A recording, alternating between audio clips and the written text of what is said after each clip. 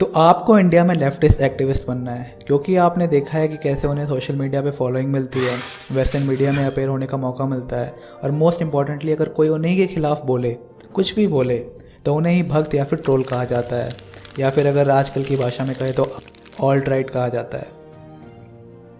कुछ और भी कारण हो सकते हैं लेफ्टिस्ट एक्टिविस्ट बनने के लिए, जो कि जेन्युइन कारण होते हैं, जैसे कि if you want to make a better place, आप सबके लिए इक्वालिटी चाहते हैं।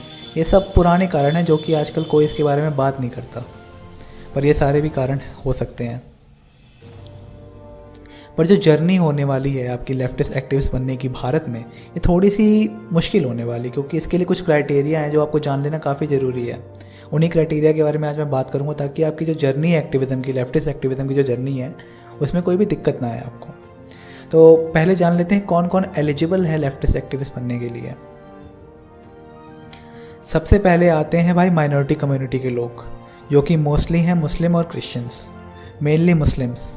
और यहाँ पे मैं आम लोगों की बात कर रहा हूँ, ना कि तथाकथित इंटेलेक्चुअल्स की। अगर आप यहाँ पे शुरुआत करते हैं, आप माइनॉरिटी से हैं, तो आपके कुछ टॉकिंग पॉइंट्स होने वाले हैं जो कि आपको रटवा दिया जाएंगे। इसके पहले अगर आप खुद ही रट लें तो ज़्यादा अच्छा है। पहला पॉइंट होगा कि बीजेपी आरएसएस मुस्लिम्स के खिलाफ है और भारत को हिंदू राष्ट्र बनाना चाहते हैं। ये लाइन तो कंठस्थ कर लीजिए, अगर शुद्ध हिंदी में कहूँ तो मैं, ये तो आपको हमेशा बोलना है। इस लाइन को तो आप कभी हटा ही नहीं सकते हैं। दूसरी बात है, जो कि अगर आपको किसी ने कैमरे के सामने माइक पकड़ के पूछ लिया, तो ये आपको कहने में अच्छा लगेगा कि मोदी और योगी इस्लामोफोबिक। अब बात आती है दूसरे पे, अगर आपको लेफ्टिस्ट एक्टिविस्ट बनना है तो gender also plays a very important role in your activism journey by the way. So the gender also plays an important role if you want to become a leftist activist in India, because you can attack your opponents with two swords. So like if I want to give an example, it would be like if you are a Muslim woman criticizing Modi and BJP, and if some people decided to criticize you, then you can call them both sexist and Islamophobic. This works wonders in India. The laws that are in India are favored for women, and you can even file an harassment case against those people, which would be mostly males, I think. अब अंग्रेजी हो गई, फिर से हिंदी पे मैं आता हूँ। तो तीसरे नंबर पे आते हैं वो लोग जो खुद को इंटेलेक्चुअल कहते हैं, तथाकथित इंटेलेक्चुअल, और जो अपने धर्म से नफरत करते हैं। इसके लिए आपको अपर कास्ट हिंदू होना बहुत ज़रूरी है, वरना आपकी जान को भी खतरा हो सकता है। आप ये काम समझ रहे हैं ना, आप किसी और धर्म में नहीं कर सकते, वरना आपकी जान भी जा सकती है। इसके लिए आपको अपने रिलीजियस आइडेंटिटी को नकारना होगा और अपने रिलीजन को खुद की विचारधारा से चलाना होगा। यानी कि आप अपने मन से रिलीजन में नई चीज़ें जोड़ सकते हैं जो कि आपके रिलीजन में कभी थी ही नहीं।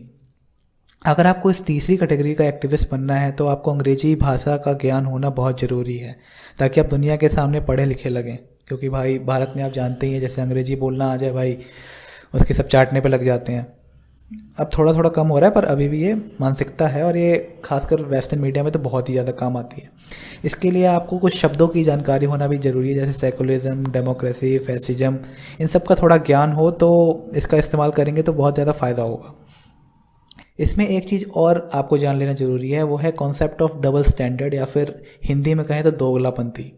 जैसे कि कोई चीज़ एक धर्म के लोगों के लिए बुरी हो सकती है, वही दूसरे लोगों के लिए वो फ्रीडम ऑफ रिलीजन और फ्रीडम ऑफ चॉइस होगी। अगर एग्जांपल के तौर पे आपको बताऊं तो बुर्का पहनना वुमेन की इंडिविजुअल चॉइस है और घूंघट एक पेट्रियार्की का सबूत। इस तरह के आर्गुमेंट आपको करना आना चाहिए इस फील्ड में, अगर आपको आगे बढ़ना है अपनी लेफ्टिस्ट एक्टिविज्म की जर्नी में तो। और जिस समाज में आप पले बढ़े हैं उससे नफ़रत भी होनी बहुत ज़रूरी है। आपको समाज के तबकों से, उन धारणाओं से बिल्कुल ही दूर करना चाहिए। मतलब अगर वो थोड़ी सी भी हैं, कहीं एक आधा भी केस आ गया किसी भी चीज़ से, उसको आपको पूरी तरह से नकार देना है। पूरे धर्म की ही निंदा करनी है, पूरे के पूरे कल्चर की ही निंदा करनी है, और अपने आप को पूरी तरह से वहाँ से हटा लेना चाहिए वहाँ से। ये आपको करना पड़ेगा। तो अगर आप इस 3 कैटेगरी में फिट बैठते हैं तो मुबारक हो, आप तैयार हैं अपनी लेफ्टिस्ट एक्टिविज्म की जर्नी के लिए। पर आपके मन में सवाल आ रहा होगा, इतना कुछ तो तुमने भैया बता दिया हमको, पर हम शुरुआत करें तो करें कहाँ से? कुछ एक रोड प्लान, कुछ मैप तो तुम्हें बताना चाहिए ना। बताता हूँ मैं अभी। तो सबसे पहले आप काम कर सकते हैं, किसी भी लेफ्टिस्ट कॉलेज में जा सकते हैं, लाइक JNU और पता नहीं कौन कौन से, मुझे नहीं पता, DO के बहुत कॉलेजेस हैं।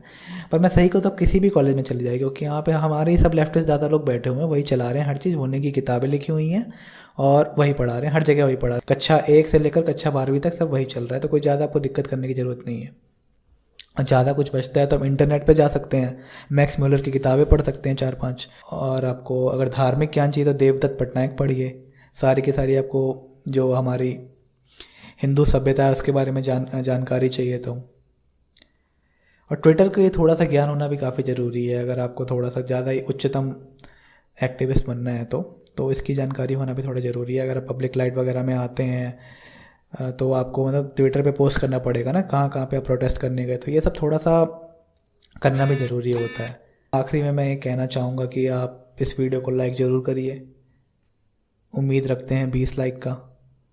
अगले पार्ट में हम आपको बताएंगे कि कैसे जो आजकल लोग हैं उनसे आप कैसे सीख ले सकते हैं। केस स्टडी के तौर पे हम कुछ लोगों की बात करेंगे जैसे कि स्वरा भास्कर और भी काफ़ी लोग हैं। मैं अगले वीडियो में इस पर बात करूँगा। इस वीडियो में लाइक का हम टारगेट रखते हैं 20 लाइक्स, ज़्यादा नहीं है, कर देना।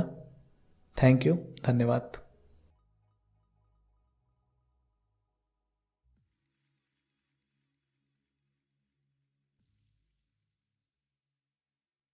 Back to our friends. Look, I know you're not following what I'm saying anyway, right? That's okay. That doesn't matter. The real question is this: was all this legal? Absolutely fucking not. But we were making more money than we knew what to do with.